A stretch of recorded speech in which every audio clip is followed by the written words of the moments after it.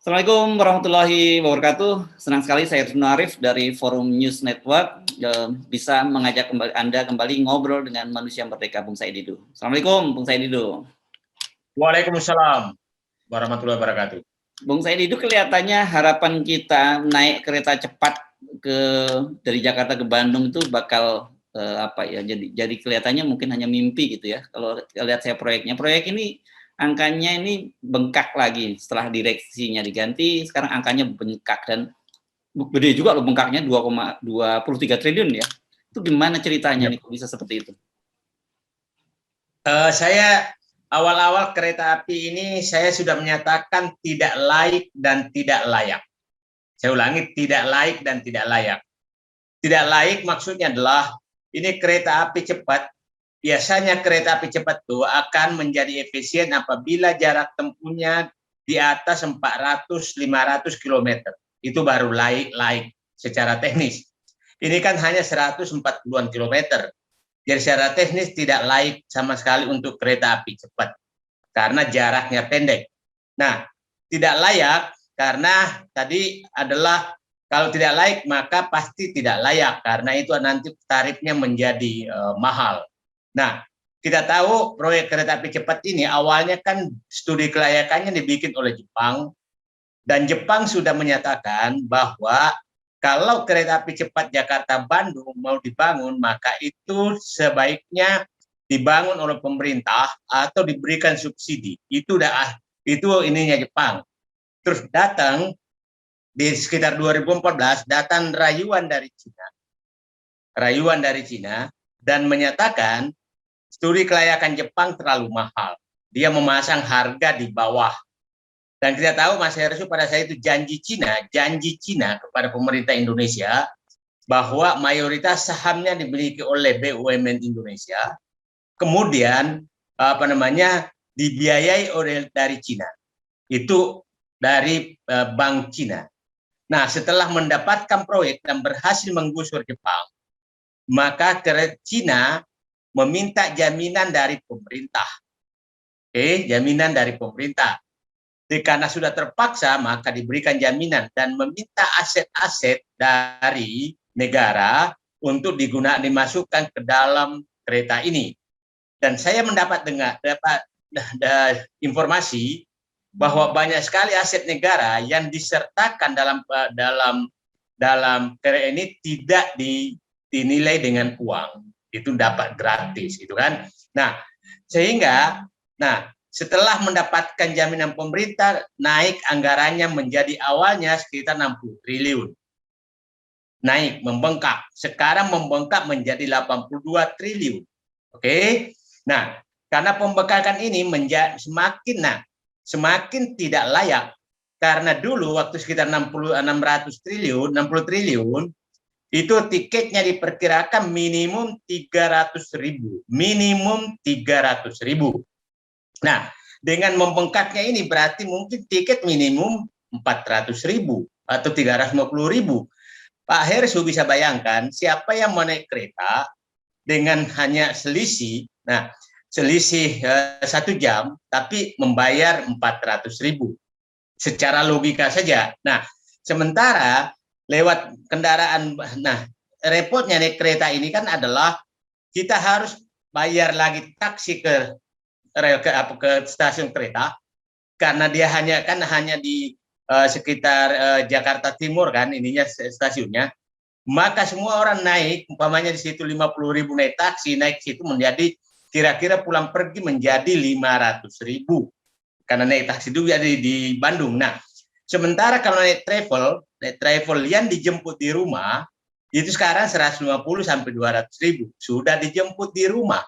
Oke, nah jadi kalau ada yang menyatakan bahwa naik kereta nanti itu 1 jam, tapi kan perjalanan ke stasiun itu kan 1 jam, berarti 2 jam juga kan, mungkin 2,5 jam baru sampai. Nah, naik travel juga 2,5 jam. Jadi sangat tidak layak dan tidak layak. Nah, dengan anggaran seperti ini, saya menyatakan pemerintah sudah memasuki buah si malakama. Buah si malakama.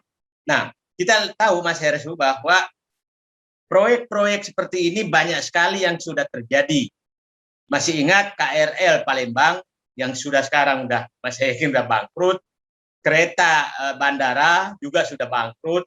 Nah, ini belum ini sudah bangkrut. Jadi saya pikir inilah pelajaran besar, dan problem besar sekarang adalah kalau ini bangkrut karena dijamin pemerintah, maka bisa saja pilihannya bagi Cina adalah mengambil aset itu, mengambil aset dan menjadi miliknya, atau menagih pemerintah dengan utangnya dengan kompensasi karena dia harus bayar. Nah, dan itu selalu metodologi Cina mengkooptasi suatu negara. Jadi selalu di berbagai negara cara Cina adalah membangun infrastruktur, kemudian tidak layak, kemudian pemerintah tidak bisa membayar, maka disitulah mengkooptasi infrastruktur negara itu. Jadi saya pikir mudah-mudahan kereta api cepat ini bukan pintu masuk bagi Cina untuk mengkooptasi berbagai fasilitas sarana prasarana di. Ya, itu kalau Anda bicara soal kooptasi, yang paling dekat itu kasus di Sri Lanka ya, pelabuhan laut dalam Hambantota dan kemudian bandara ya, bandara ya. Dan kemudian itu sudah diambil alih kan, kayak pelabuhan Hambantota itu. Nah, jadi Anda melihat ini juga bayang-bayang semacam itu akan dengan dalam proyek kereta cepat ini ya. Untuk untuk kereta cepat Bandung ini. Kalau saya jadi tiba-tiba teringat di kampung Anda itu ada juga proyek kereta api. Kereta api itu ada urusannya dengan Cina nggak itu yang di kampung Anda itu di Makassar? Tidak ada, tapi itu kereta Jakarta Makassar Parepare yang jaraknya 150 km, yang dibangun tuh hanya ada di Baru, itu sekitar 40 km di tengah-tengah. Jadi tidak sampai Makassar, tidak sampai Parepare. Nah, saya pikir infrastruktur seperti ini akan semakin banyak yang mangkrak. Akan semakin banyak yang mangkrak. Nah, kembali ke hal tadi, yang Cina pasti akan mencari kompensasi lain karena ini proyek tidak layak, maka akan mencari proyek lain untuk menutupi kerugiannya. Jadi kita siap-siap saja pelabuhan mana, karena biasanya di India itu pelabuhan atau bandara. Nah, itu biasanya diincar oleh Cina. Nah, jadi nanti kalau ini gagal, maka pemerintah bisa saja diancam, silahkan bayar utangnya 82 triliun. Kalau nggak bisa bayar, maka kasihkan saya pelabuhan atau bandara yang saya harus kelola. Itu kira-kira kompensasinya yang akan diminta. Ya, kalau nggak salah dalam kasus kereta cepat ini ada sindikasi bank-bank nasional ya yang ikut membiayai. Ya itu sebenarnya menjaminkan ada beberapa, tapi tapi sebagian besar bank Cina, sehingga sekarang sahamnya BUMN itu seingat saya tidak sampai 20%. Kan yang ada di situ kan termasuk Wika atau Waskita, salah satu BUMN konstruksi, karena nggak bisa dibayar lagi maka dia saham, setahu saya kalau nggak salah ya. Tapi yang jelas kereta api, PT Kereta Api dan PT PTPN 8 itu yang punya saham, karena kereta ini akan berhenti di Kerawang dan Walini. Jadi bayangkan kereta api cepat berhenti 2 kali. Jadi belum sampai kecepatan tingginya turun lagi. Jadi itu yang katakan sangat tidak laik. Ya, saya tidak. Oke, kita flashback sebentar ya.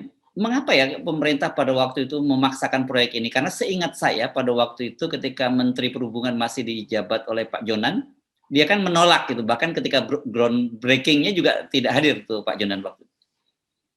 Nah, saya lihat ini adalah kecerobohan tanda kutip, dan pada saat itu memang karena belum ada tanda-tanda bahwa gagal, itu kan awal-awal hegemoni infrastruktur. Awal-awal hegemoni infrastruktur, membangun jalan tol, tol laut, bandara, dan semua sekarang memasuki panen proyek infrastruktur mangkrak.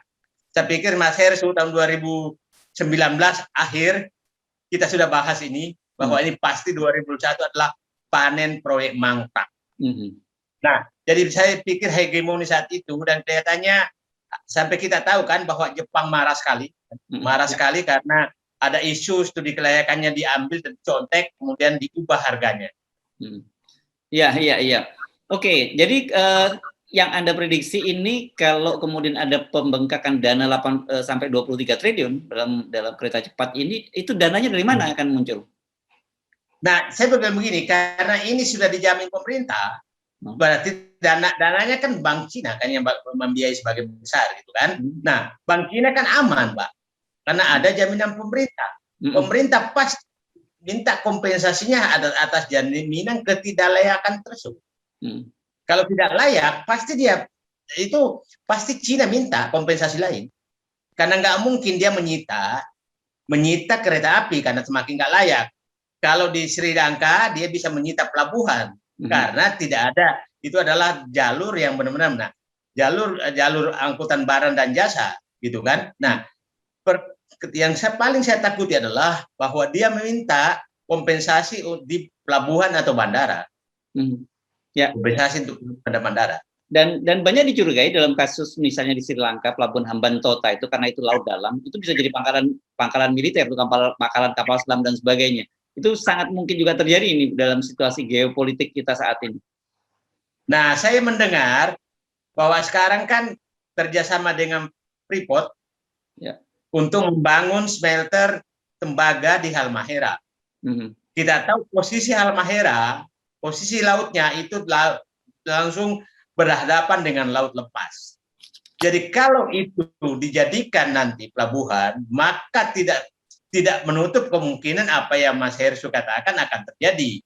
Karena Halmahera itu ke laut lepas dan itu laut dalam. Jadi Cina kan dapat menurut Menko Investasi dan Kemaritiman Investasi bahwa Freeport bahwa Inalum akan bekerja sama dengan Cina membangun smelter di Halmahera. Nah, bisa saja pelabuhan itu diperluas sebagai kompensasi terhadap kerugian di kereta api cepat. Itu bisa terjadi. Ya. Orang kan banyak melihat sebenarnya investasi Cina yang ditebar di mana-mana di seluruh dunia itu kan itu bagian dari strategi geopolitik globalnya dari Cina dalam menguasai dunia gitu ya. Dan Indonesia ini kan posisinya sangat strategis dan juga kita dalam posisi diperebutkan antara Amerika dengan Cina kan saat ini, Bang Said. Jadi saya pikir pernyataan pertama Menlu Amerika yang diangkat Biden menyatakan bahwa Amerika akan akan berada di belakang negara-negara yang terganggu akibat kekacauan di Laut Cina Selatan. Itu Menlu Amerika menyatakan itu, ya kan? Nah, sekarang tapi saat itu berbagai negara di ASEAN itu memberikan reaksi dan menyambut baik pernyataan Menlu Amerika. Tapi kita tahu Indonesia diam sama sekali, padahal yang sangat terganggu dengan instabilitas Laut Cina Selatan Natuna adalah Natuna yang masuk Indonesia. Tapi kan Indonesia diam. Jadi orang pasti bisa membaca bahwa sebenarnya ini Indonesia takut menyambut itu karena takut sama Cina, bisa menganalisis demikian. Karena hampir semua negara ASEAN mendukung pernyataan Menlu Cina. Dan 3 minggu lalu, Menteri Pertahanan Amerika yang baru menyatakan akan datang ke negara-negara ASEAN untuk berdiskusi tentang stabilitas Laut Cina Selatan. Jadi sebenarnya perhatian Amerika terhadap kawasan ASEAN itu sangat tinggi, tapi Indonesia tidak menyambut sama sekali. Jadi itu saya pikir tanda-tanda memang bahwa coba Pak Hersu